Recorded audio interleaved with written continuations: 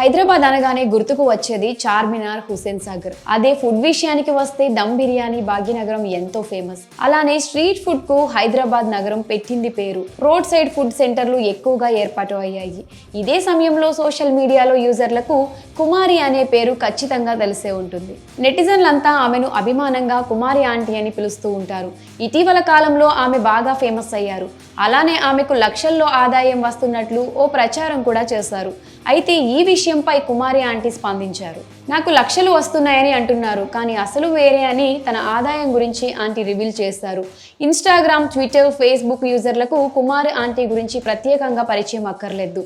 ఆమె చేతి వంటకు హైదరాబాద్లో చాలా మంది ఫ్యాన్స్ ఉన్నారు. ఇనార్బిట్ మాల్ సమీపంలో కేబుల్ బ్రిడ్జ్ రోడ్లోని ఐటీసీ కోహినూరు హోటల్ రోడ్డులో కుమారి ఆంటీ ఫుడ్ స్టాల్ ఉంటుంది. ఆవిడ సోషల్ మీడియాలో ఫేమస్. గత కొన్ని రోజులుగా మీమర్స్ పుణ్యమా అని మరింత వైరల్ అవుతుంది.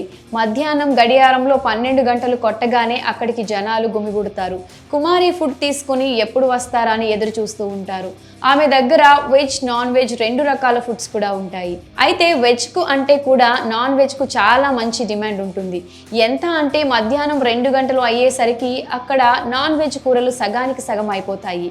ఇదే సమయంలో ఆమెపై కొందరు నెగిటివ్ కామెంట్స్ చేస్తున్నారు. ఆమెకు లక్షల్లో ఆదాయం వస్తున్నాయని అందరూ అనుకుంటున్నారు. అలానే సోషల్ మీడియాలో సైతం కొందరు కామెంట్స్ చేస్తున్నారు. దీనిపై కుమారి ఆంటీ స్పందించారు. తనకు లక్షలు వస్తున్నాయని అందరూ అంటున్నారు, కానీ అందులో వాస్తవం లేదని ఆంటీ ఓ మీడియాతో మాట్లాడే సందర్భంలో తెలిపారు. అంతేకాక తనకు ఎంత ఆదాయం వస్తుందో కూడా వివరించారు.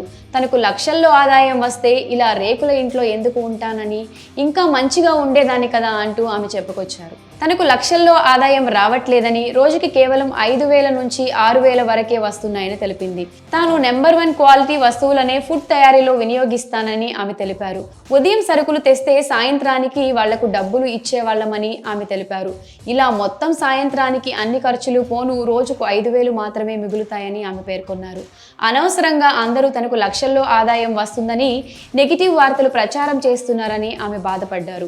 ఈ ట్రోలింగ్ నెగిటివిటీని పక్కన పెడితే ఆవిడను ఒక విషయంలో మాత్రం మెచ్చుకోవాల్సిందే. ఎందుకంటే ఒక మహిళ తన కుటుంబ సహకారంతో ఇలాంటి ఒక వ్యాపారం ప్రారంభించడమే కాకుండా అందులో విజయం కూడా సాధించారు. జీవితంలో ఇది నిజంగా ఆవిడ సాధించిన సక్సెస్ అనే చెప్పాలి. ఈ విషయం తెలిసిన తర్వాత నెటిజన్స్ కూడా కుమారి ఆంటీ మీద, ఆవిడ సక్సెస్ స్టోరీ మీద ప్రశంసలు కురిపిస్తున్నారు.